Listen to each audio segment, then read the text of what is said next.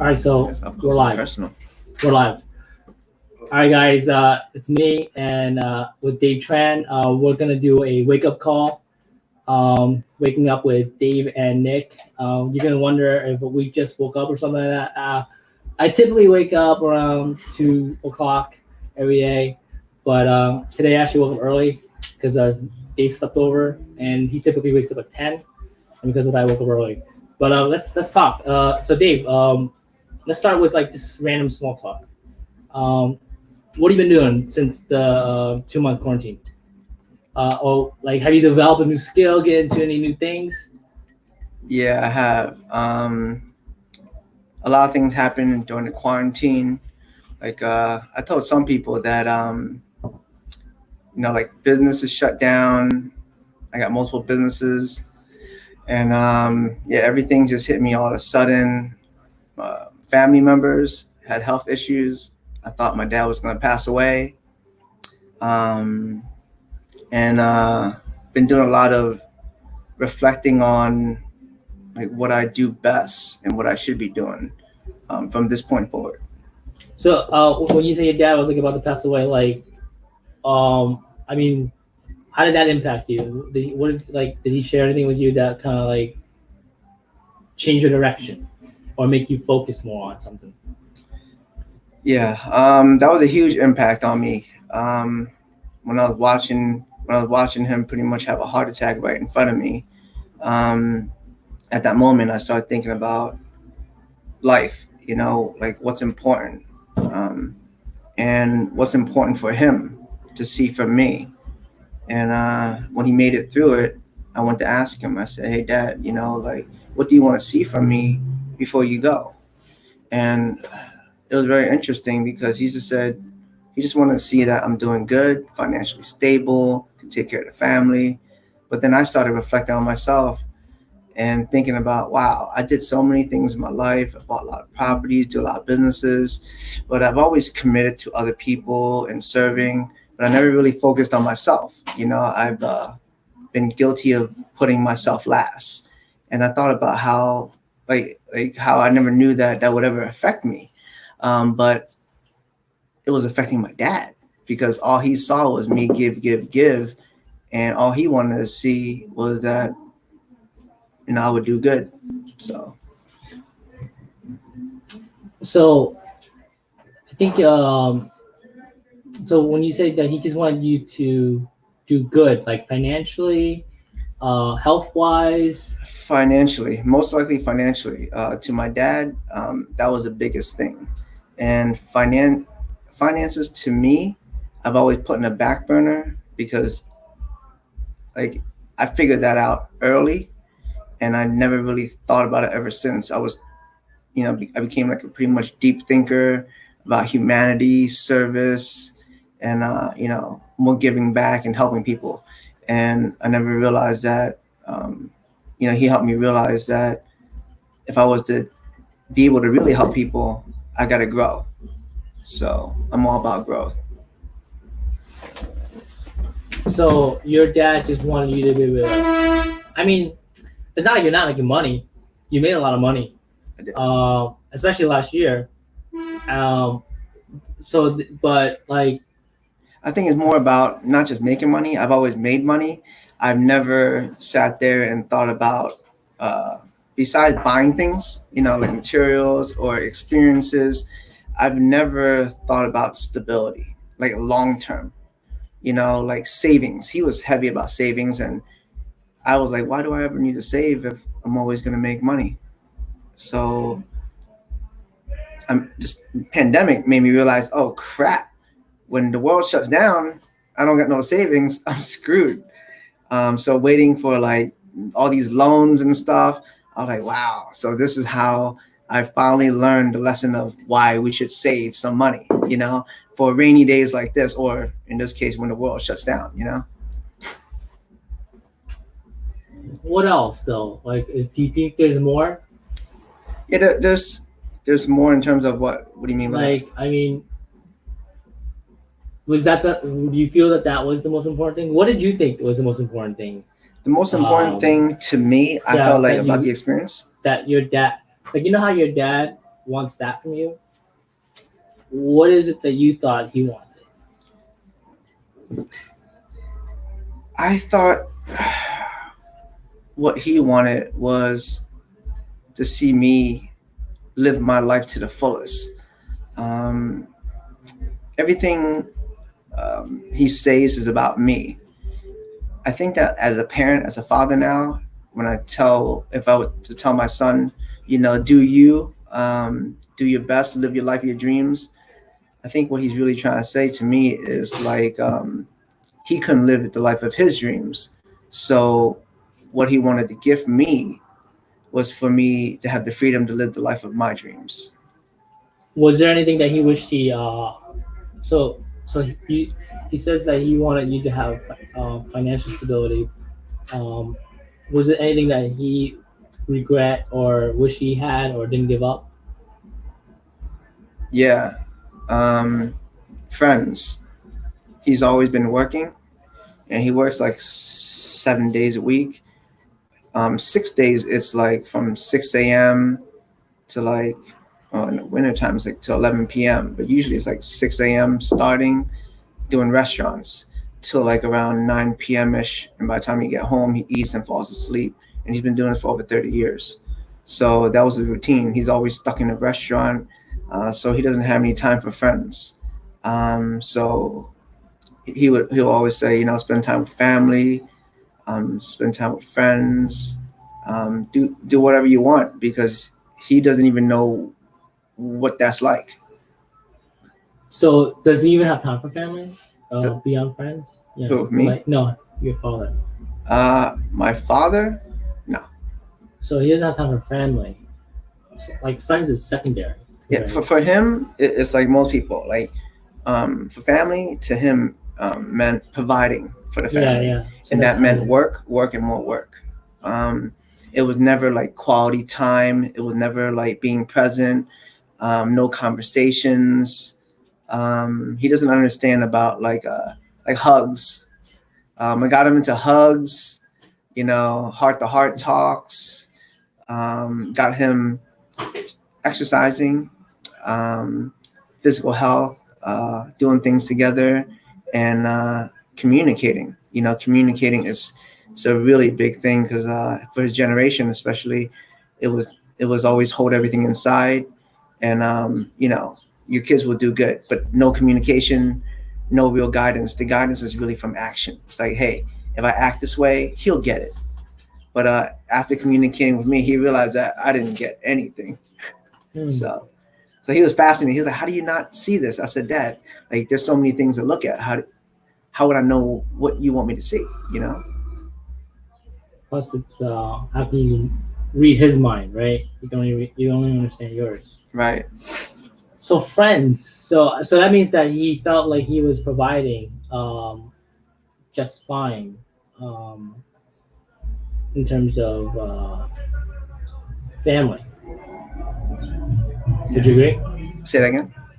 What I said was that based on what you're saying, it seems like he felt like he provided just like everything he needed in regards to family. He felt that way, but Yeah, after yeah. he had that long talk with me, he realized that he was like, man, I didn't even give you anything. Yeah. And that was shocking to him. And I said, no, you gave me everything you could. The rest was up to me, and you didn't even know, like, you didn't know what you didn't know. So Dad, like, like, don't beat yourself up on that. You just did your best, and that's all we can do in life, So it's up to me to take it to the next level. And I shared with him through my son, like, the things I'm doing, and about like he saw evolution. And the way I helped him connect was, I told him, I was like, Dad, like, just imagine this way, you're like the iPhone 9. I'm like the iPhone X, right? And my son's at the iPhone 11. It's actually supposed to be him teaching me, and I'm teaching you. But when you're young, it's me teaching him. But at one point, once you get the rhythm down, and like, we became outdated already. So I said, my son's teaching me right now. He's learning a lot faster because there's so much information. And so I'm helping him adjust. And he's like, wow. He's like, so everything I'm saying to you, you already know? I said, I've been knew this stuff, man. And he's like, so what do I talk to you about? I said, no, you don't need to talk to me about anything. We just share time together and hang out, have some food together, and but I'll ask you questions about your life. I like to pretty much through your lenses, through your life, go back in time and see how it was. So he had a lot of fun sharing like his struggles in life with me, and I would help him connect to my struggles today. And he was like, oh, so this is what the struggles look like today. It's different, but we both go through our own challenges, and at the end of the day, that's life. Did you have that talk with your mom after? Yeah, talk with your mom. I actually just had that talk with my mom. You mind sharing that? My mom's harder than my dad. My mom's a tough little lady. She was like skeptical. She's like, what do you ask me this for? She's like, What was the question you asked her? I pretty much asked her, hey mom, is there anything, that you want to see from me In this to life? complete Yeah. in this lifetime? And And that's after really going through the experience with your dad having that heart attack. yeah, and she would never answer these type of questions, but I had to explain to her. I said, after what happened to dad, I feel like if I don't have these type of talks, we may never have these type of talks, because you never know what happens tomorrow. And the sooner we have these type of talks, the sooner we can make that connection and have a deeper bond for the time that we have remaining, and make the best of it. And the sooner we communicate with each other, the better. And I told my mom, like, you may not understand how to communicate, but I do. So I'm gonna, take that first step, and just hope that I'm just like, it's all from good intention, and that this is me doing my part to connect to my past and understand like how where I came from, and I start asking about my grandparents and stuff like that. So she was. So what did you ask your mom? I asked her, is there anything that she wants to do in this lifetime, and what is her biggest regret? And she pretty much said to me, she pretty much told me a whole story. She was like a whole 3-hour conversation, that one question. But in the gist of it was what she went through. She, in her generation, females, her dad, she was a female. She had 3 brothers before her. Every guy would get the opportunity to get education, opportunity to come to a different country. Like all the guys would get the opportunities, and the girls wouldn't. So she worked really hard to become like the smartest. She was really about woman empowerment. She was heavy on that. She wanted to prove to her dad like that she could do it, and she could do it better. And she was the only one that made it to the U.S. And she had, I don't know, like just like 12 people in her family. She brought over everyone with the money she made in Philadelphia in restaurant, one person. So she earned her dad's respect. And just sharing that story with me, she didn't even realize that her dad was super proud of her. All she remembered was how her sister said her dad was going up and down the block saying that my daughter's in Philadelphia, my daughter's in Philadelphia. And I saw how proud she was. And then she speaks like 5 languages. She was teaching too. So I saw that she really enjoyed it, but she didn't really get to pursue it, because once she came to America, she had to start all over. She had to work hard, and she always had questions and disappointments about her own finances. And when I explained to her like about her life decisions and how starting new, it's very difficult. And I also told her how I appreciated her. I understood. I explained to her like what I understood, and she's like, "Yeah, you understand all the struggles." And I said, "Yeah, I do. Not many people do, but I really do listen to everything you say." And the reason you haven't made any money, I share with her, it wasn't because she couldn't make money. I told her it's really because she never focused on making money. She focused on the family, the health and wellness of the family, safety, security, our education, and she got every bit of it, the house she wanted, everything. But I told her that what she didn't understand was she never really asked for money, because money was just a currency. And I explained to her like this. I said, hey mom, imagine money is like water, like a pot of water. And I said, you wanted to grow 5 plants. Each plant was like a kid, maybe a house or a business. And I said, that money, which is the water, was used to be poured into the things you want. No one just wants money for money. And I said, but what happens is you get sucked in to what the world's saying, hey, we need money in our bank. We need all this stuff. But really, the money was for you to use towards something that you want. It's, it's a connector. It's like it helps you get these things. But it's not important. It was just important to get these things. You know what I mean?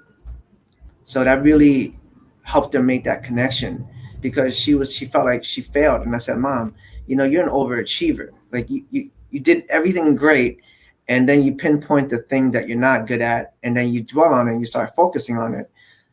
Like, does that bring you happiness? And I said, hey, look, mom, how about this?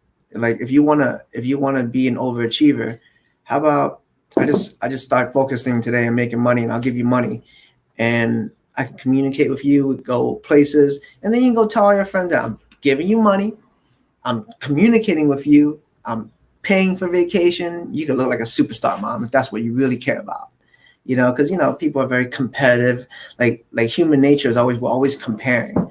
And for me, I'm just like, just live your life, just live your best life. You don't need to compare, because if you compare, you start getting stressed, and you can't sleep. You lose sleep. Oh, that was a lot. That was a lot. That was a lot. So are we live? Yeah. So your mom, you told me that your mom, in a way, felt like she's not as good as her friends. Well, yeah, like the things she would compare against her friends. Like for every one thing she compared, I would help her balance it out, kind of. It's kind of like if you focus on business all the time. I'm just using black and white examples. If you focus on business all the time, you're not going to be able to focus on family.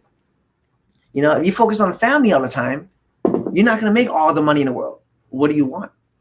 So it was a big discussion about, mom, what did you want? What do you really want? Helping her remember, like, what was her decisions, and helping her realize what that looked like after years of working on it. Because you kind of forget, Yeah, because what she wanted in the beginning was just a house. Yeah. And a great environment for you guys to live in, so that she can raise you and your sister. That's right. And then she got it. She got everything. Yeah. And another thing that she hates it because she got enough herself. Huh? No, she didn't go up in value or something like that? Or? Yeah, the house. Yeah, she bought the house because it was safe. My dad got robbed in front of our house. The old house. The old house. And she's like, we gotta move. So her whole instinct was, we just gotta get out. And she liked these model homes. And when she bought it, it was like worth $400,000. And then after years, she liked it. It's a great area, everything. But she also wanted the appreciation later. She realized later, and she's like, oh man, why didn't it go up in value like my friend's house? And you comparing like Jersey to like Philly, like, my friend's house in South Philly went from 30 grand to 300 grand. Mine went from 400 grand to 300 grand. Yeah. What the heck is going on? And I'm like, mom, you shouldn't be comparing like that. That's not what you focused on. Yeah. You get what you focus on, Yeah. We're safe. My sister's doing great. Now, I'm doing great. Like that's what you focused on, That's what mattered. At first it was to move somewhere safe. And then once that was done and time went by, you forget that that's why you did it. Mm-hmm. And you look back and say, wait, my friend's house went up in value, but they used to live in a dangerous area. They did. And I live in this amazing area, but the house fell in value, right? Yeah. What's going on? Right? Exactly. I was like, mom, do you really want us to go back? Like, what if dad had to get shot for it to go up like 300,000? Like, is that worth it? Right. It's like at that moment you're like, no, it's not worth it. But now you're looking back, you're like, you want the money and the security. I'm like, hey, unfortunately, you didn't really think it through. because it was more like an emotional decision, but it was good though. It was a good decision. Yeah, it because was great. Safety over gains. There's money you can make, but if you're dead, you're dead. Yeah, pretty much your dead's game over, you know. All right, so you want to flip it? You want to ask me something? Yeah, I got some questions to ask you. Like, what were you doing during quarantine? You know, like what's new with you?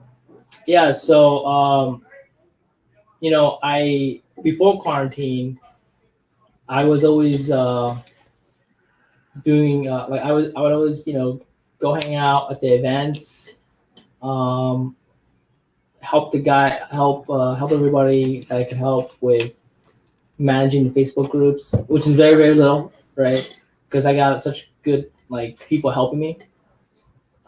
Just the routine was after every event. So I really just am with the family majority of the time, Mhm. and then during the events I go out and then I hang out with the guys that help run the event after. So like you know how like you're in a lot of businesses and build communities and stuff. Like, what is your life like before and now? Like, so I get a comparison. Like My life before, like were you really busy and now you just aren't doing anything, and or it was always the same? Like it stayed the same? Like how? so my life changed a lot over the last 38 years. 30. I was oblivious majority of my life, and I thought I knew, but I really didn't. And I really didn't learn. I didn't really learn to be aware of myself, because you're aware of oh, this shit happens, and you're like, oh, if I did this, that wouldn't have happened, right? So you're aware of reactions, but you're not aware of yourself. Yourself is different. There's recourses to an action. That's the Cause and effect. But then there's you, which is another being, which is actually even more important. Not being aware of oneself, I think, is probably my biggest weakness, but also my biggest strength. Because I realize it now, but I wasn't aware of myself until I was 27. Wait. So how do you? Yeah, go ahead. How do you get? And so up until then, I was just really existing. I was just existing. I was just doing what I do, thinking I know better. But you really didn't know until you ask yourself why you act the way you act, why you do the things the way you do it. And so I never asked myself that question. I never asked for example, let's say you got stabbed, right? Yeah, what? You got cut, deep cut or whatever. What's the normal reaction? Ouch. Ouch, you scream. Right. And then you move your hand to where it's bleeding, slow down the bleeding. Right. But does screaming actually do anything for you? It does, because it feels like it's a relief or something, yeah. right? But it doesn't fix anything. It doesn't fix the cut, right? And then the only thing that actually does fix it is by moving your hand there to slow down the bleeding. Right. And so when I was I was introduced to this perspective a few times in my life. When I was 17, 18, I got into a car accident where I had a really bad car accident and I had to get surgery. And I went to the hospital and the doctors were because I wasn't wearing my seatbelt, so I smashed my face behind the front seat of the car. And so my nose was broken. And I had to go get surgery done. And when I went to the doctors, they were like, hey, so we have to, surgically put your nose back together.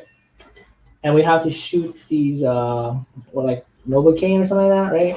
Up your nose. So that way, when we do the surgery on you, it doesn't hurt as much. Right. Okay?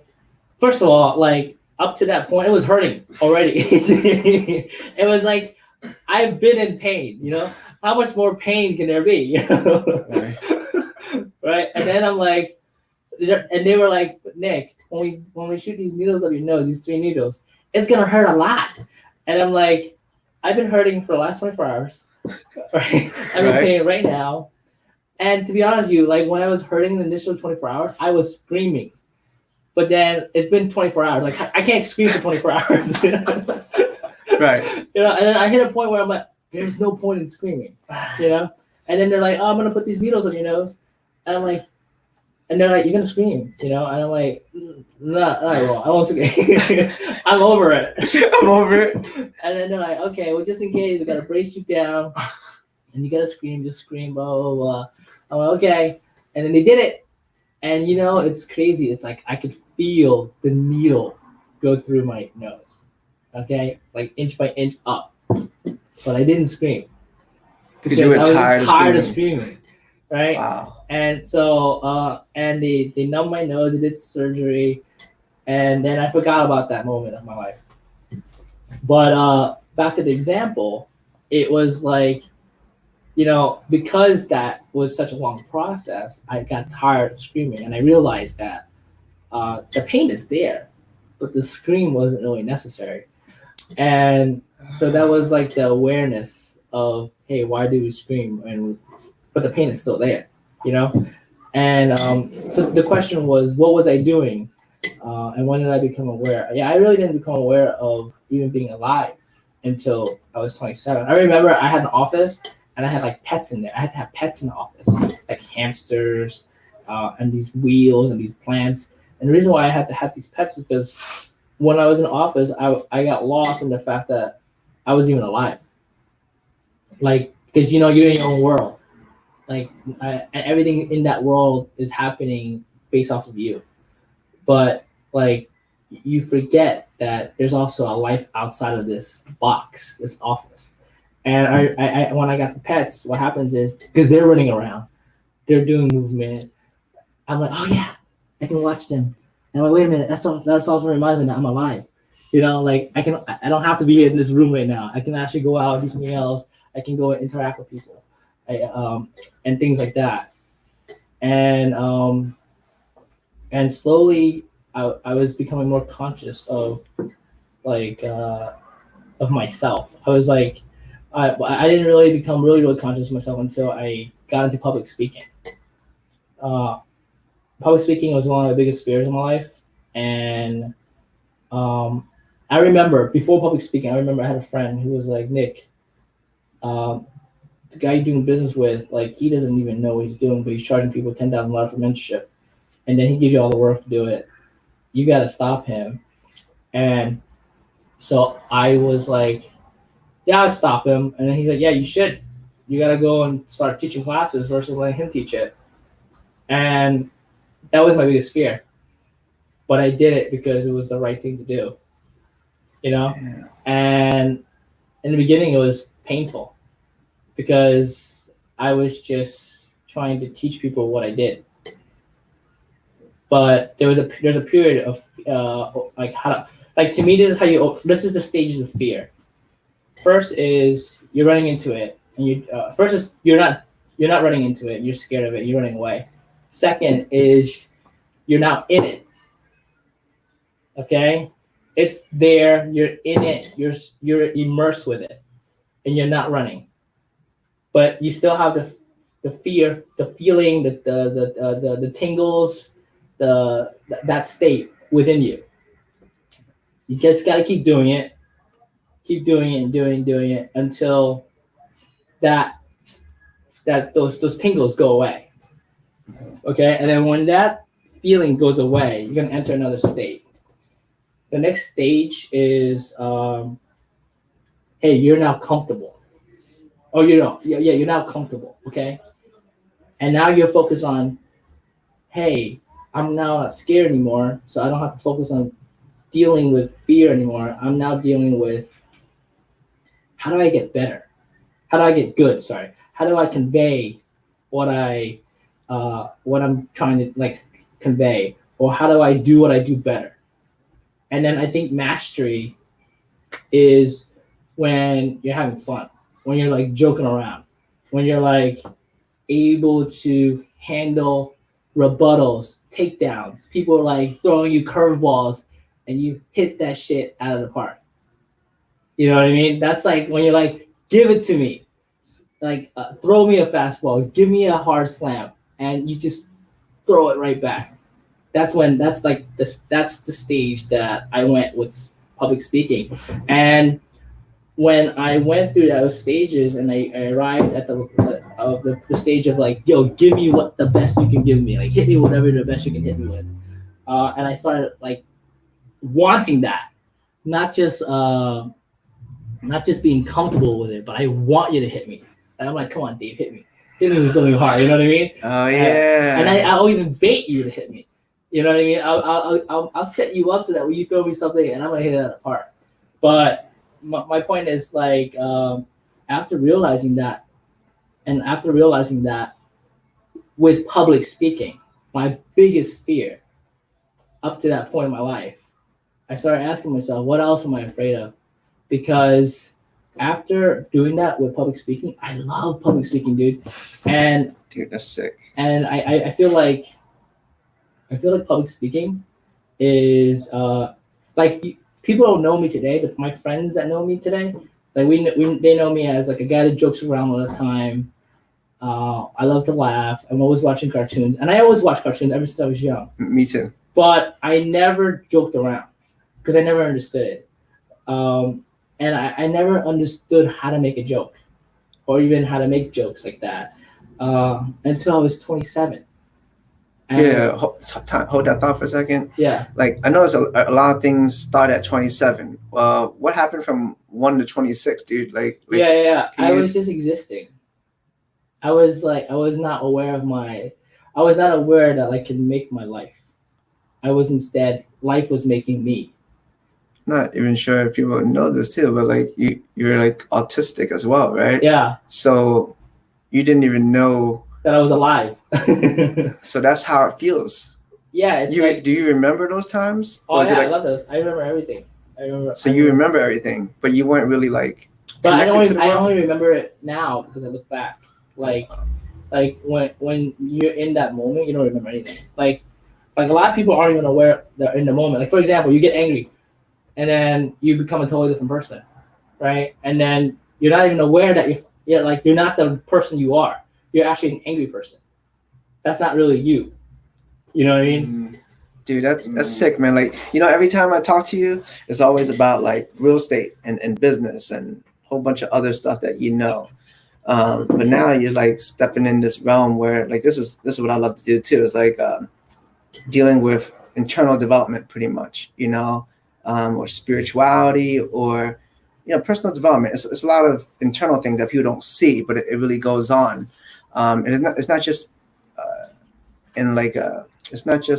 information. It's an experience, and the way you're explaining things, I don't know, that was like so powerful. I'm still soaking it in because you pretty much went over like that process in your mind. I guess you have a very logical mind where you break things down a lot, because that's what I see. You went from like pain, when most people go through pain, you went through pain and suffering, but then you took out the suffering and you know that the pain existed, like the needles going up your nose, but you cut out the suffering and then you kept growing. Because you have to do it no matter what. Like it wasn't like, oh, I'm just going to live like this. I had to fix the situation. And in order to fix it, I had to endure actually more pain, but I don't have to feel it. Meaning it's kind of like it has to happen no matter what. So how do you, like, I know it happens, but it's just like me. If I saw a needle, I know it's happening. I'm still gonna cry. Like, but how do you like disconnect? Decide not to cry. Yeah, dude. How do you do it? You just decided? Huh? I did. Wow. This is what Dave does. We'll talk about it later. Yeah. That's impressive. Yeah, like everything is a stage, and you can decide to stay in that stage for as long as you like, and you can also decide how you will be in that state. Like if you had to live in a hot place, a really really hot place, right? No matter what, you gotta live there. So you just gotta get used to it, right? Yeah, Accept exactly. it. Or find another place to live. Right. Good point. Those are the choices that you have, right? Accept it or move somewhere else. It's simple, right? Black and white. Yeah, but I think that a lot of times we don't believe we have a choice, and accepting it doesn't mean like take the abuse. Yeah, you can figure out how to cool down the place, or you can. So that's one way of doing it. You can cool down the place, put an AC in there. Mm-hmm. The place outside is still hot, but your place is nice and comfortable. Mm-hmm. Or you can just relocate, and I'm okay with relocating. And the thing I think about pain is that it's people think it's like a physical thing, when it's really a mental thing. Was there ever a time where you suffered? Yeah, suffering is it's not that I don't suffer, but I know that suffering is a choice.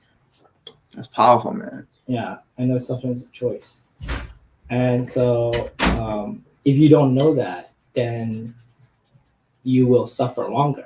You hear that, everybody? We all have a choice. We all have a choice. That is awesome. But if you know that it's a choice, meaning it's like an on and off switch. I know I can turn it on, and I know I can turn it off. The other thing is like we were talking about this yesterday, like the walk of shame, right? So what the walk of shame is this. It's like, let's say you get into an argument with somebody, right?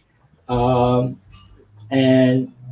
like, even if you argue with somebody, the winner of that argument is right or wrong. It doesn't really matter, right? It's look, I just want to convey what I want to convey. You don't have to listen, right? And even if they do it wrong or they do it their way and then they kill somebody, it's like it's not about like I told you so. Yeah, it's just convey what you gotta convey. I'm gonna convey what I convey. You don't have to listen, okay? But the problem is that when people don't have a mutual understanding, they then get into what's called an argument. Right. 100%. And because they argue, now one has to be a winner, right? And even if they won or they're right, before like what I'm saying is like the walk of shame is I got into an argument before we even find out who's right or wrong. The walk of shame is a walk where you go back to that person. You're like, look, bro, I just got into an argument with you. We just got into an argument. It's not about who's right or wrong. It's be able to say, like, hey, it wasn't a me against you thing. It's not about who's right or wrong. I just wanted to say what I wanted to share. No, so I can go into this and erase the tonality of it. Just the message. I get it. So what you're saying is this is what I talk about with people a lot in relationships. I call it venting or sharing your feelings, right? And what you're doing is pretty much what you're saying is pretty much, hey, it's okay to share our feelings, but we don't have to take it personal, like a personal attack. Like it's like if I'm saying the sky's blue and you're saying it's purplish blue, like most of us will look at it like, oh, you're saying I'm wrong. But what you're pretty much saying is that no, I'm not saying that you're wrong or I'm right. I'm just saying this is what I see. So it's like if you look at like a cube from 4 different sides. One of the sides of the cube is red, the other one's blue, one's green, one's yellow. One person is sitting there looking at one side saying it's red, and then you're looking at it's blue, and then you're both telling the truth. But each one of you guys, if you don't understand and you're not like coming from a collaborative and open mindset, you may say, oh, are you trying to say that I don't know my color? I told you it's red, you're saying it's blue. Well, no, we're not really arguing. We're actually just sharing. Like that's what you're pretty much saying, right? Yeah, I'm not saying like I have to be right. You know, just hear what I have to say. You know, and that walk of shame, being able to have an argument and then go back and say, look, I wasn't trying to be right. It's like humility. Yeah, it's just this is my perspective. I wanted you to just know it. For the sake of good, humility for the sake of just to, it's like, we're still friends. I'm not here to fight you. Well, what led me to this? I forgot because there was a point to this. The walk of shame? Yeah. Well, what is it? Well, what led me to that? So the walk of shame is going back and saying that, hey, it's not about me winning that argument. It was just this is what I want to share with you. That's the walk of shame.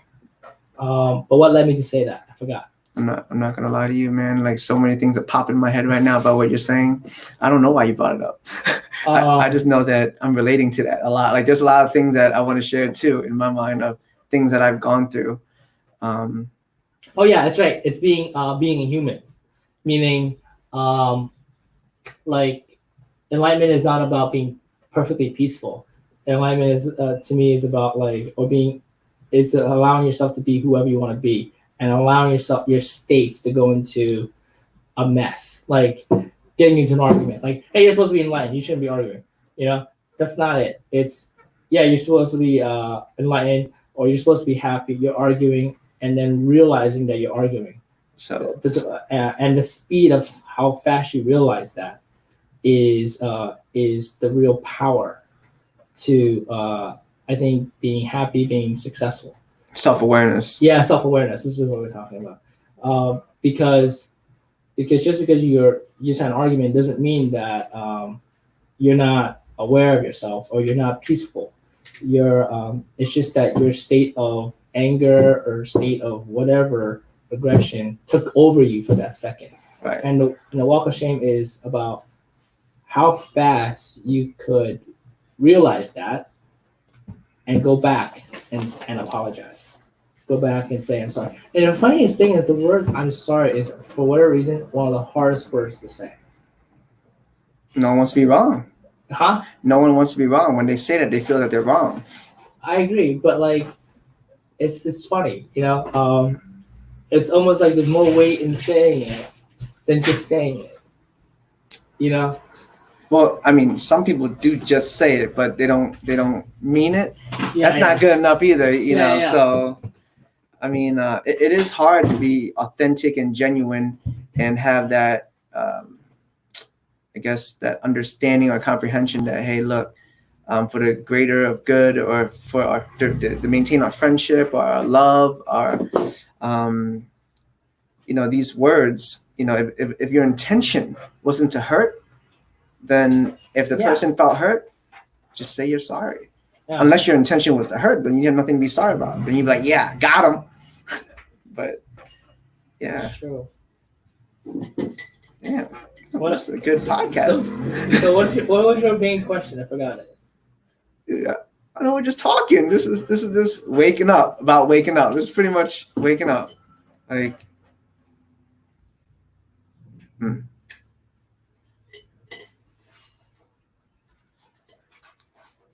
a lot of stuff going on. So I think the talk you have with your mom and dad is interesting. Because I'm probably gonna have that talk with them. I never talked to them about that stuff. Really? Yeah. Yeah, I just like this conversation. I think is really important because the way you think, it's like you separate things. You don't combine everything and make everything like all mixed up in one. And because you separate things, you see things clearly. Like that, hey, if I say sorry, like it doesn't mean I'm necessarily wrong, but it can also mean that I wasn't trying to hurt your feelings. You can separate things, and most people will just take it one way. And there's a lot of things that I'm learning from you about how you said we always have a choice. Do you always, like, I guess, consciously know that you always have a choice no matter what happened, and wonder, like during a pandemic right now, like how do you interpret this, like, as a choice? For me? Yeah. You're asking me a question? How do you interpret this? How do you look at it? For me, fortunately, like it's done very good for me. Like so the question you asked me in the beginning was like, how is my life different from before the pandemic versus now, right? Yeah, that was the first question. And so before I was going out to the events, hanging out with the guys, and I would be with my kids majority of the time. And so I was really just only working on the days I have to be out at the events. Okay. And then when I have to do workshops and stuff like that, that's why I do that. Now, because of the pandemic, we don't have events. And because of that, I actually get to work less. Not that I even do any work when I go to the events. I'm really just showing up, hanging out. But now that I'm not even doing that, I have now more free time, right? And so what do I do with that time? So now it took a while. Like the first, I would say, month of the pandemic, I literally just play video games. I was like, oh, this is gonna go back to normal, in a month. So I'm just gonna hang out, play video games, and then come back to it, and everything's gonna go back to normal. A month in, I'm like, wait a minute, it's still going on. And because of that, It's still here. It's still here. Yeah. I gotta do something, And so I was like, all right, look, we used to do events offline, and now I gotta bring them online. Okay. So I started researching, figuring out what platforms I should use, things like that. Did a bunch of experiments, set up a studio. I got like 3 studios in the house now, and and we're ready to go, right? And so we're now moving the events online, and then I'm like, not only am I moving like the monthly meetings online, but I was like, maybe I should upgrade the workshops. Not doing workshops the way I used to do it anymore, because I know people can sit in a room for 8 hours and like 2 days straight, 3-4 days straight. Right. But I don't know, you want to watch a video for 8 hours, 2 days straight, Right. 3 days straight. And so I looked into like, hey, is there a better education platform of sort for this? And if there is, what is that like? So I did research on it.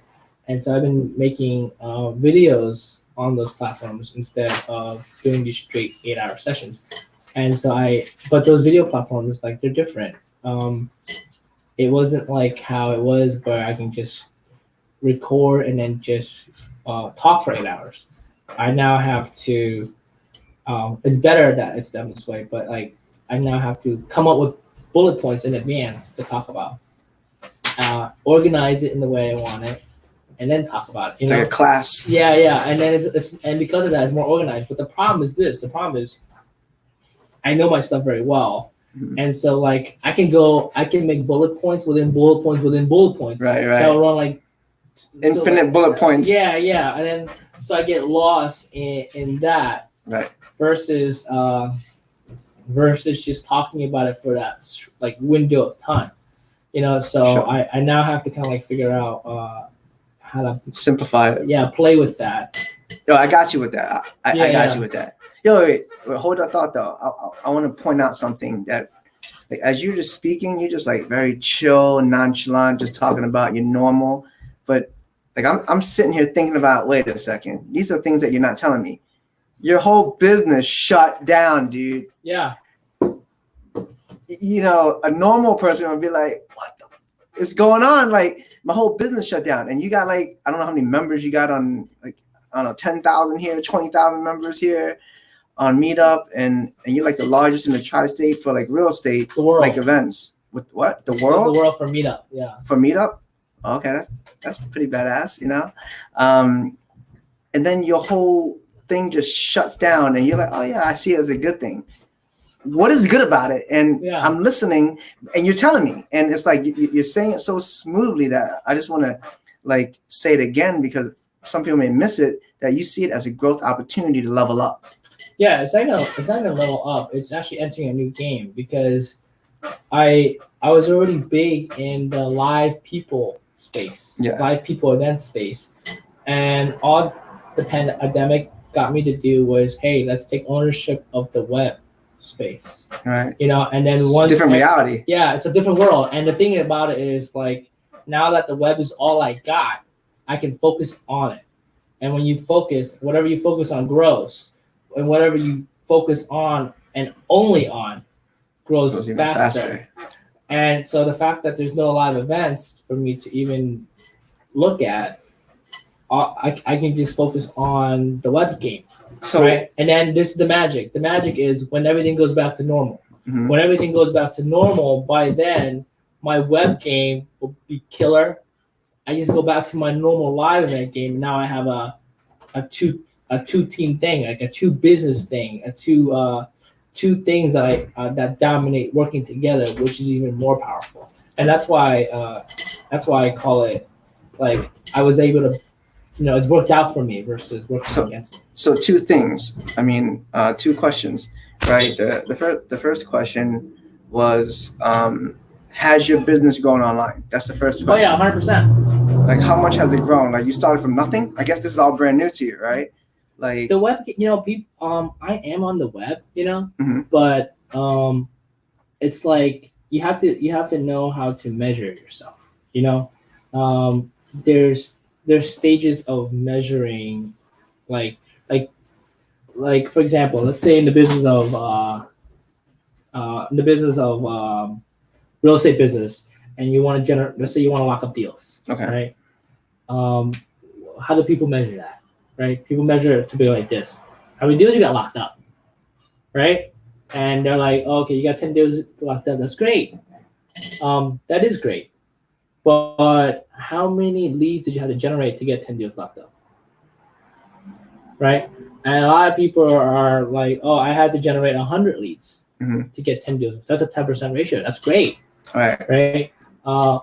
But in order for a person to have those kind of ratios, like a 10% ratio, I think you have to be either a really good closer or your numbers are wacky. And because your numbers are wacky, to begin with, your 10 deals locked up is actually really only 2. Right. So you're lying to yourself. Right. You don't even know your stuff. Yeah. You don't know your craft. So you got 10, but they're lies. Right. And so to me, what I do is I focus on something else. I focus on, okay, I can generate 100 leads. That's great. Let's figure out how to generate 1,000. Okay, because at 1,000 leads, what happens is even if I only perform at 1%, right, that's still 10. Okay, that means because I generate more leads than I can handle, I'm allowed to make more mistakes. I get it. And but at the same time, if I want to really get good deals, there's plenty more to choose from. Yeah. So just to recap, it's kind of like this. You're very process driven. So you're breaking it down to, instead of bundling everything together where everyone's all over the place, you're focusing on one thing at a time. The first thing you're focusing on is marketing. And what you see is that if you increase your marketing or increase the amount of leads, even though it's a smaller percentage, you're still going to get more results. And then I'm assuming the next thing you're going to work on is pretty much the sales conversions of the 1,000. Exactly, but that's the low hanging fruit, right? Because that's the easy part. I'll give you guys another example. So for people going on the web right now, right? A lot of people are doing what? They're doing a lot of live streams. Yep. Everybody's doing live streams, but what are they not measuring? They're not measuring views. Mm-hmm. How many people are actually watching your video, and how many views are you actually getting? Okay, because you can do 100 live streams. You can do a live stream every day, but if you're only getting like 10 views, that means that only 10 people. You're only exposing your video to 10 people. I'm not saying that's an issue, but what I'm saying is, why not figure out how to grow the view count? Like so back to the marketing. People are counting how many views you got locked up. I'm not saying don't do that. Instead, ask yourself, how many leads are you generating that produces the amount of deals you lock up? So with video, with live streams, don't ask yourself, I don't even know what to measure in terms of sales, because I don't know people doing live streams are counting sales even yet. But I'm saying focus on getting the view count way higher. Get it up. Get it up from, if you're doing 10, get it up to 100. If you're doing 100, get it up to 1,000. If you're doing 1,000, get it up to 10,000. So and then from there, once you get it up that high, like I think a good number is about, if you actually want to then change it to like monetization, I think a good number is probably 100 to 1,000 viewers. on the stream. Okay. So And then after view is probably 5,000 to 10,000. sorry to interrupt you. I'm like someone like me, right? That don't have, I don't know, 30, 40,000 followers and stuff. How would I get 1,000 views? Someone like me. Yeah.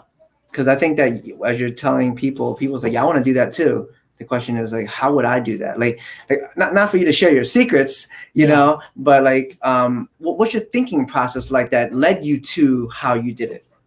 Yeah. So a lot of people think getting a celebrity or somebody that has a big fan base is the way to do it, and that is a way. Most definitely, if you get a celebrity, yeah.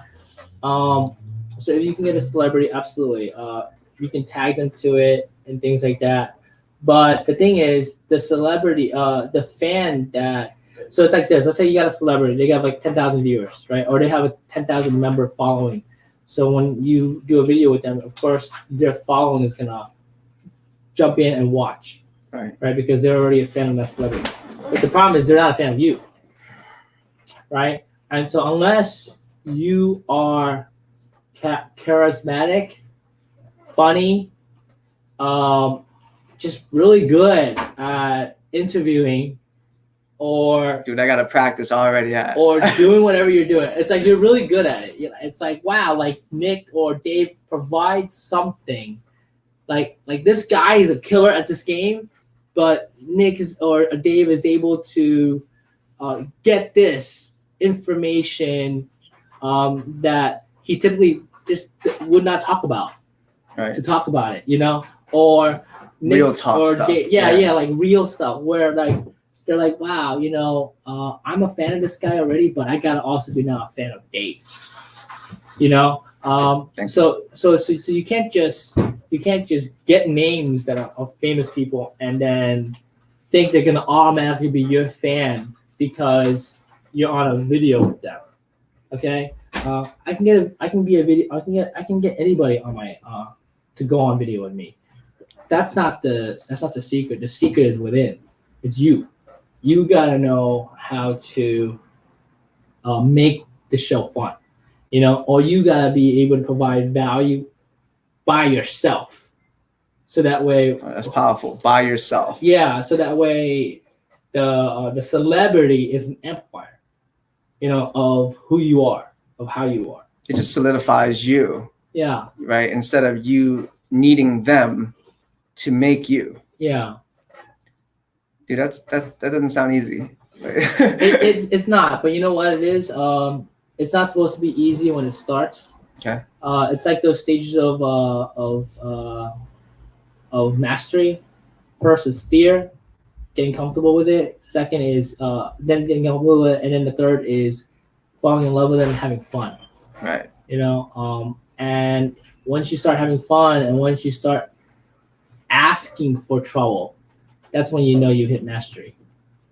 And that's really how you build that viewership count way faster. The second question is, a lot of times I'm sitting here, you know, I got all these fears like that goes in my head. Probably like a lot of people that I know. Like right now, when everyone is here stuck at home during a pandemic, COVID-19, everyone's online. Like, and you're sitting here saying, oh, this is a great thing, I'm doing this. But do you ever think about like how many other people's like on Zoom right now trying to do the same thing? Do you ever think about these things? Do you worry about these things? Like, how do you handle these things? Are you asking like, are you talking about like competition or something? Or what are you talking about? Yeah, I'm talking about competition. Are people doing the same thing? Like, do you even think about these things? Because people think about, oh man, should I even do this? Because other people's doing it already. Should I even bother? I got no friends. Should I even start? Like it's as simple as this. Have you ever met someone like you? Exactly like you? No. That's it. So when you do it, it's your show. And your show is going to be different than everybody else's. They can talk. I could interview the same person you interview, and our conversation would totally be 100% different. I can even ask the same questions, okay? But because of my tonality of the questions, you're going to give me a different answer. Better yet, I can ask the same question with the same tonality, but today I asked you those questions. Your perspective of those questions are a different answer today than a week ago. Wow, that's something very interesting. Yeah, so I don't even think about that stuff. I just do my show. I just do it. That's the answer I'm looking for. So you don't even think about that. Yeah, You just focus. You just Yeah. focus on getting it done, and Yeah. whoever comes. Plus, I'm not gonna watch their show to even know to even know what they talked about. I'm Right. just gonna do my own thing. When I host a show with somebody, I'm hosting it to ask my questions. I got questions I want to answer. And then I'm like, did he answer it? Oh no, Dave didn't answer it. Dave, I'm gonna dig a little bit deeper. Dude, that's a really great way of looking at it, because that's how I got started in real estate. That's how I got started everything. It's really like, I guess even when I do things with people, at the end of the day, what I don't realize now that I'm more aware of it, I'm realizing is I'm doing it for me too. Yeah. Because I'm actually learning. I'm making a friend. It's a mutual benefit. It's a win-win all the time, especially if you do a great job and then you bring value to the audience and everybody else too. Yeah, value to the audience, bring value to the guests. You have to make sure you're asking questions that show that the guest is an expert at this. And it's funny because people that really know what their stuff, they're gonna say, I know. Oh yeah, I can talk about this. Oh, I have no idea. Meaning they don't have an idea about this. Meaning they are so comfortable with themselves that they're okay with saying, I don't know this. But because of where they are in life, it also shows they don't need to know. So during like this pandemic where everyone just doesn't know what to do and they're trying to figure it out, like what do you enjoy doing during this time? Like what is your favorite thing to do? Are you like in my mind when I think Nick Tang, dude's on the computer researching this and that, and like he's reading a lot of books and like he's creating a master plan to take over the world. You know what I mean? Like, but what's really going on? Yeah. I don't really like to read because I was never good at reading, so I'm not so because of that I don't read fast. So I don't like to read. A lot of people don't know that. But what I do like to do is I like to listen to audiobooks. Okay. It's funny. Like I went to this one event that was like at somebody's house one day. This was like 3 years ago. It was a spiritual event. I went to this person's house, and there they turned on the TV and they were watching some guru from like another country talking. I think I was there with you, right? Me, man. Yeah, I was there with you. And I was like thinking, why am I here? Or better yet, one, not all real meetup events are necessarily physically at a hotel. That's number one, right? Yeah. Number two, that was an experience for me too. This event was at somebody's house, and we were the only two people that actually showed up out of their norm, right? And number three, I was not into what they were sharing, okay? But I got a ton of value for showing up. And the value I got showing up was they talked about an app that will read PDFs to you, And so because of that, I was like, wait, there's a lot of books out there that are just not made into audiobooks. But there's a PDF. And so that's where you learned it from? Yeah. I remember at one point you were listening to like a PDF reader. It was like monotone, robotic, and you're like, yo, this is the shit. Like that's what you got out of it. Yeah, wow. I was like, home run. I can finally read these books I've never read because it was never on audio. So I read it to you. That's why. Yeah. And so it made my day. Like I was like, that was an awesome event. Didn't get any out of it. Like I'm glad I invited you, man. I'm glad. Was it you that invited me? No, it was our friend Albert, which was in India at that time. Okay. And I went over there to support him and watch him on TV, and I brought you along. So okay. And they were like, "Why are we here?" But I like to see Albert, So shout out to Albert Wu. So yeah. It's so funny. But what led me to this again? I forget. Dude, I don't know, man. me to it. Some fun stuff coming out of this, just listening to this stuff. But yeah, so because of that, I was able to listen to audiobooks, not on Audible, and learn whatever I want to learn. And the question was, I remember, what do you do? What do you like to do during these times? Are you so reading, researching? Like, what do you? Yeah. So I don't read that many books. I actually read the same book over many times. Like I'll read, some books I like to read is Rich Dad Poor Dad. I read that like at least 2-3 times a year. That's by Robert Kiyosaki. Cash Flow Quadrant is another book I just started reading again. Like I haven't read Cash Flow Quadrant for like 4 or 5 years. I just started reading it again, and I love it. The reason why I read the same books is because I look at it like this: if you read the book that you read before and you don't see anything new out of it, it means that you just didn't grow. Because if you grew, you would hear something else.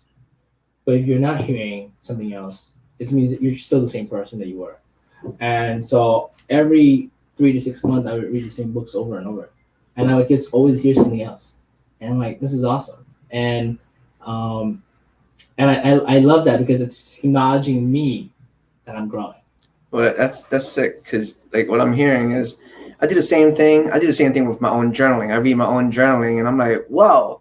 Like, first of all, I would get like, I know more than what I used to know. Or I would look back and be like, I already knew that. What am I doing the same thing for? It's fascinating. But I heard you say that you read books like 2 or 3 times the same book a year. Yeah. And like most people in the world are trying to like acquire more books, to read more books. Let me read more books. And you're sitting here like, let me read the same book again. Yeah. Like, okay, so you read the same book and you apply it and then you go back and read it again. Like, what is your process like? I mean, you can only apply so much because I mean, like a book like Rich Dad Poor Dad, there's so much value that like that book is a big picture book to me because it's not telling you how to deep dive into a topic, but it's a big picture book, and so in terms of being a big picture book, it's just helping me make a better big picture for myself, a better big picture for myself. And as I develop this big picture, I'll ask myself, out of that big picture, what do you want to deep dive in right now? Right? What's the first, out of all the choices, what do you want to deep dive in right now? And then from there, identify the deep dive and deep dive. When I say deep dive, what I mean is like, I'm going 100%. I'm not doing anything else. I'm going 100% in this. Like, I'll give you an example. Reading Robert Kiyosaki's Rich Dad Poor Dad, in that book, he like just surface touches on how he invests in small cap companies, and his typical investment is about $25,000, and he expects to make a return of $1 million within a period of a year. Okay, that's word for word said in that book, and that's very intriguing. Yeah, you only gotta invest 25 to make $1 million. And of course, there's risk to everything. But like, if you deep dive into anything, you can figure it out. And then there's how he bought houses with no money out of pocket, no money down, or he got seller financing. There's a million different strategies that Robert Kiyosaki talks about in his book. And so there's a lot of these golden gooses. But you can't chase them all, and so you have to kind of then look at all the choices and ask yourself, out of all of them, based on who I am, my personality, which one should I get into first? And I would say the best one to start first is the easiest one to execute. Wow. Okay, like you can tackle any of these journeys, but if you choose the like small cap stocks, and that you can take, they can help take public in a year period and make $1 million out of 25. Like the return on that is huge. The return on that is way bigger than any real estate investment opportunity. Along with that, in the window of time, okay, because we're talking about a year and you're only investing 25. Sure, if you're doing wholesaling, you're doing nothing, but you're making a X factors. The point is dollar for dollar, it's not the same, right? But my point is like people, how they measure it is they're like 25,000, $1 million. that's a huge return. I want to figure that out. Versus asking themselves, hey, you've been a realtor for like the last 20 years. Why don't you just figure out how to become a better realtor? You know what I mean? Versus jumping ship, entering a whole new industry, which is which is stocks, and trying to do what Robert said. I'm guilty of that. Yeah, trying to do what Robert said. Grass is green on the other side. You know, It's always green on the other side. it's not true. It's green not. where you water it, Yeah, right? yeah.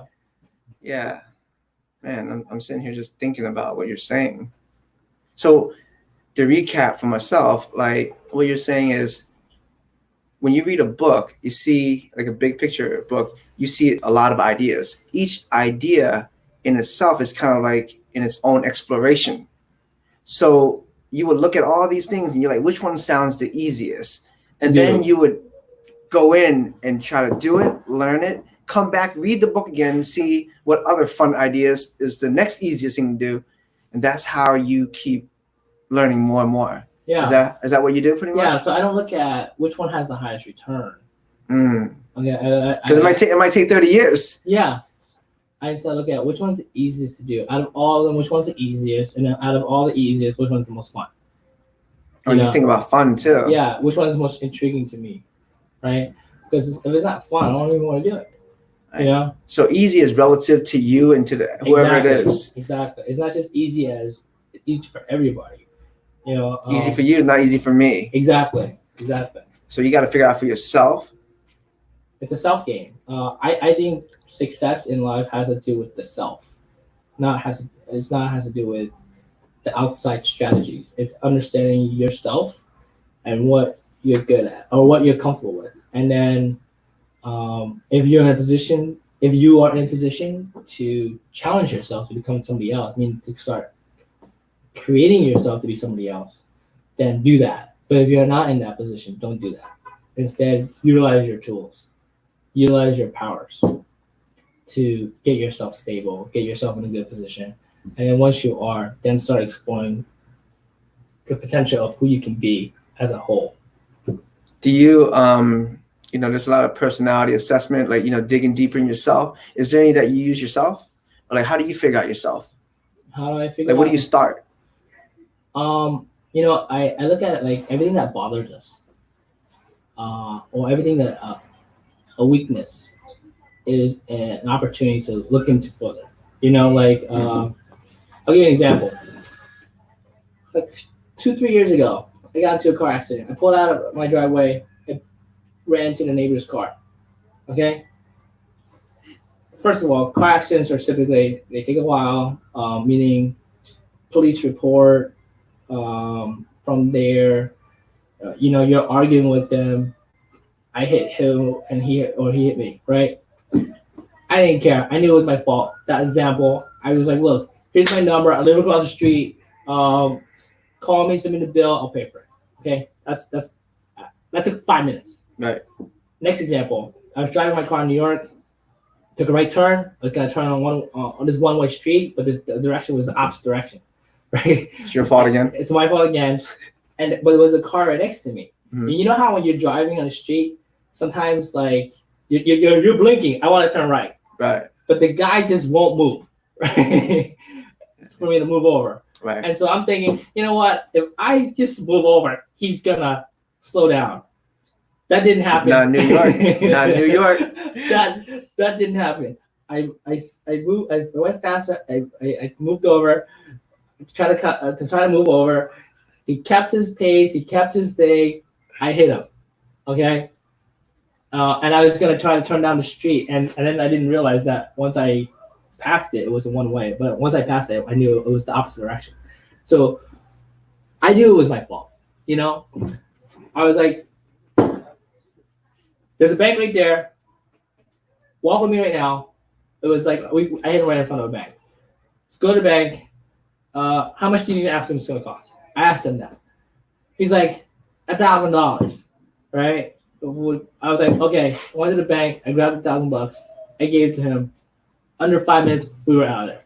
Now, wow. My point was this. My point is, these things could take a long time, Plus, if like if I wanted to file a police report, if I wanted to file an insurance claim, yeah, it would have taken a long time. But I knew it was my fault, and since I knew it was my fault, I wanted to get it resolved as fast as I could because time is more valuable than the money that I could save by trying to blame it on him. Plus, I knew it was my fault, and so I was like, it's my fault. I'm gonna go fix it, and I don't want to waste 30 minutes to fix it. I want to just do it in 5 minutes. So your point is making a choice and saving yourself time. Yeah. If you already know the certain valuable. outcome. Yeah. Right? Well, I mean, curiosity. What if you knew it wasn't your fault? What would you do? Well, how would you handle it? Yeah, if it wasn't your fault, it's different, right? If it wasn't your fault, you kind of have to ask. You have to assess the situation. You have to ask, like, hey, are you in position to take care of your own bill? Because sometimes people are there's people that can't afford to fix their car in an accident. So you have to kind of like measure the actual circumstance of what's really going on. I'm lucky. I can afford to fix my car. And because of that, I knew it was my fault. So I took it. If it wasn't your fault and you're not able to afford fixing it, then you gotta deal with the time. So you gotta trade the whole process. Yeah, you have to trade that. But if you know it's your fault and you have the money to handle it, just handle it. You just demonstrated a couple of things, like being aware, being able to analyze the situation, and you also demonstrated that, like, what does it mean and what does it look like that how you value time, and like time is money, and like you value time is money. I think what's more valuable with time is the ability to do what you want to do. Like if you want to go see your kids, or you gotta go home and do something, I'm pretty sure that actually is more valuable, or it's like more valuable than the money you could save. So that what you just said is really powerful. When I said time is money, it's not. It's most people would agree with that statement, but you don't. Yeah, I don't. Being able to that's nice. Yeah, being able to do what you want to do within that window of time is more valuable than how much money you have in the bank. I'm just listening to your mindset, pretty much. You know what I mean? And just like how everything's going bad, you're like, yeah, it's a great opportunity, and you're like, hey, let me go enter a different reality. In a car accident, you're like, oh yeah, it's not even about the money; it's about the time, what I can do with my children. Like I'm just listening to how you're thinking. It's amazing. It's amazing, man. And I think like people are probably like, oh, Nick's able to do that because he has the money to do that. That's what people say. Yeah, and I will tell you that I never really learned about money. What I mean by money is like learn about money is like money is something we trade time for money, and that's like the starter stage. Like I used to have a job, and I had to trade time for that time I have to make the money. And then once you get into business, in the beginning you're gonna do whatever you're gonna do, and you're making a bigger chunk of money. Okay, and then that's the next game. So the first stage is you're trading time for money. Then it's self-employment where you're still trading your time for money, and the third stage is you're now building systems that make you money. So you're not trading time anymore. You're just creating a system, and then once you have that system, you can make money. But my point here is this. My point here is you don't have to have a ton of money already to be able to acknowledge the fact that the car accident is your fault, right? And it's a walk of shame, man. It's a walk of shame, exactly. Right? And if money is the issue, okay, ask yourself this question. Okay, if money is really the issue, the question should then be, is it more pay per hour you need, or is it working capital you need? Meaning, like, are you just trying to make more from what you do? Or if I gave you 100,000, 500,000, or $1 million to do business that will help change your business? You lost me there. You lost me there. What I'm saying is this: like say you were working making $20 an hour. Okay. Is it gonna change your life?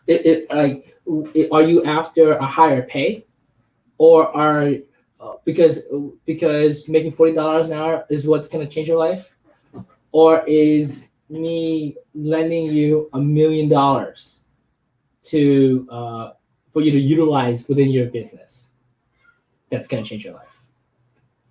Meaning, kind of like, I get it. So let me track Yeah. this. So what you're saying is it's your focus. If you focus it per hour, you'll get the per hour.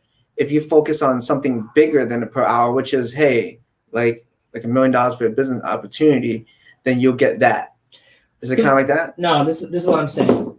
Like, what I'm saying is this: as long as you have decent credit, okay, everybody could easily get 100 to 200,000, even like 500,000 worth of credit cards, okay, at 20% interest and yada yada yada, right? But let's think about it. Let's say you got 200,000 worth of credit cards, meaning you have the ability to borrow up to $200,000 on a credit card. Would that change your life? Or is it making you more money that's changing your life? My point here is, like we all think we have to have money to make it, but we actually all have it, is what I'm trying to say. Because as long as you have decent credit, you could get 200,000, 500,000. Okay? But the real secret is, what are you going to do with that money? Because it's not getting the money that's the hard part. It's what are you going to do with it? Okay? Because if you're really interested in figuring out how to get this money from credit card, it's really easy. You just go online. Tell us. No, it's really easy. Go build a credit Karma account, right? From there, apply for credit cards. Follow the rules of Credit Karma. They'll recommend what kind of credit cards you get. Apply for it, and then they're gonna ask you, how much income you make.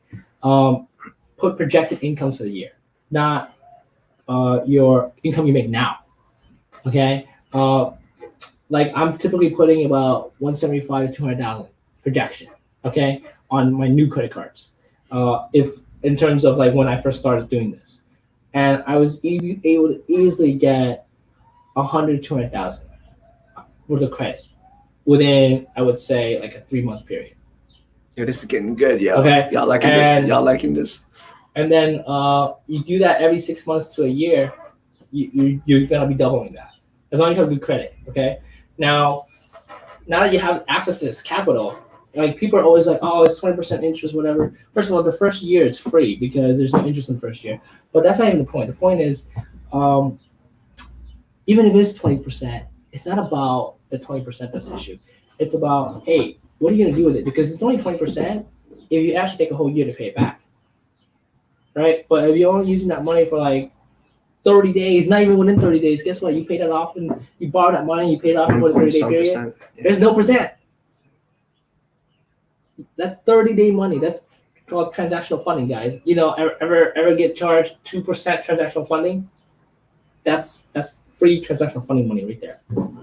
Anyway, so this is the words that pop in my head. The first word that popped up was the credit card is resourcefulness. Yeah. The second word that popped up is how you allocate it, your strategy. Yeah, how you use it. Yeah, it's all about how you're using it, because that's the real magic to the game. It's not about there's a saying like lottery winners, for whatever reason, they all lose their money Right. after like a certain amount of years. And the reason why is this: they don't invest, right? But then guess what? So because of that, lottery winners now know, oh, other lottery winners don't invest, so I'm gonna invest. Okay, so they invest. First of all, do they know how to invest? No. Right? And so they don't know how to invest, so they hire someone that does. But how do they know that they know how to invest when they don't know? Is it because they drive a brand new car, a fancy car, they wear a nice suit? You know what I mean? It's like, so it's like that. It's like, yeah, they could be like a celebrity or a rapper. You're like, yo, invest my money. Like, Yeah, they exactly. know how to invest your money. They know how to sing or act or something. And they, or they could just be in costume. They could just be dressed up. It was Halloween, or they're an actor. Like, I'm supposed to be playing a broker, and you think they're a real broker. Yeah. You know, you think they're like, and so now word of wise of people that win the lottery is to invest, but because they themselves were never investors. How do they know? How do I know this? There's a friend of mine that's on here, and then I have another friend that's also friends with the same guy. He won like $200 million in the lottery, okay, and he invested in all these different businesses and all this stuff with his 200 million, and he lost a lot of it. He did invest, and he lost a lot of it. That's crazy, right? 200 million, dude. Those are like sad stories. Yeah, I mean it is sad, but like, yeah. Of course, some investments did work out, you know, because he did enough. But the point is, like, there's luck and skill. I mean, when your luck runs out, yeah, then you're screwed. But yeah. Unfortunately, he got lucky, you know, so that's good. For now, yeah. Yeah. But he still lost a big penny. Dude, that's covered a lot of random chit chat. good stuff today, man. Man. Let me see here. So there's Crates of Junior. Thanks for the words of wisdom, Nick and Dave. My name's JR, and I'm an aspiring wholesaler from New York. That's awesome, bro. I think we should probably like get off the webcam now because we've been on for like an hour and like 30 minutes, and we're supposed to just be on for like 20 minutes. Just talking. But guys, if you guys have questions and stuff like that, there's two things. One, if you're still listening, thank you so much. Thank you. If you have a better idea of like what we should call this thing, give us some comments below on what you think we should call this thing that we're doing. We're trying to figure out what we're calling it. We random have talks, and then people listening, they're like, wow, dude, that was like mind blowing. And we're like, should we just talk in public then? And this is like us, me and him just talking over coffee. You know what I mean? Like basically just drinking coffee, you know? And we're just sharing it. Like since you're at home anyways, figure out, hey, you know, share the wealth, you know? But yeah, if you have an idea of what we should call it, what we should describe it as, give us comments. We would appreciate it. And if we see something good, we'll definitely rock it. Other than that, if you like it, definitely. If you like the hope y'all like it. I hope y'all like it. Like the video, share it, and then we'll keep doing it. Other than that, thanks so much, guys. Have a good one.